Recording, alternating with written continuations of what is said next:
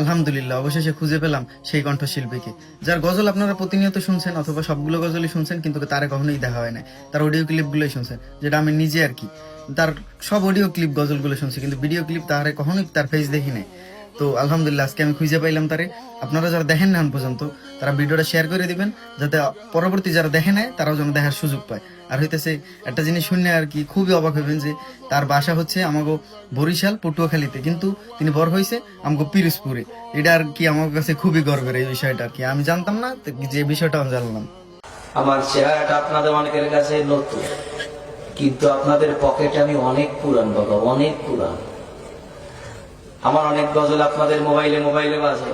আল্লাহ ও গো আল্লাহ, ক্ষমা করে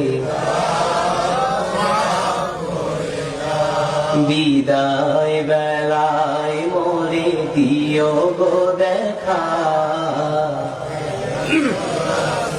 ডেকে লো রাসূলুল্লাহ রওজা, হে রাসূল তোমায় ভালোবাসি, অন্তরে শুধুই মুখে না, জান্নাতের আশা নয় হে রাসূল, জাহান্নাম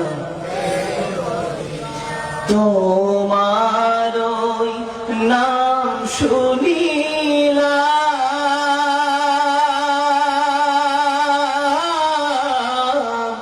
এই চোখে দেখলাম না, এই সুর যদি শুনে থাকো, একবার দেখা দাও না, এই সুর যদি শুনে থাকো, একবার দেখা দাও না, হে রাসূল তোমায় ভালোবাসি,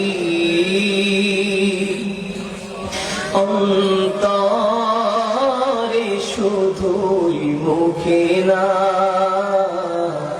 জান্নাতের আশা নয় হে রাসূল, জাহান্নাম কেউ ডোরে না, জান্নাতের আশা নয় হে রাসূল, জাহান্নাম কেউ ডোরে না।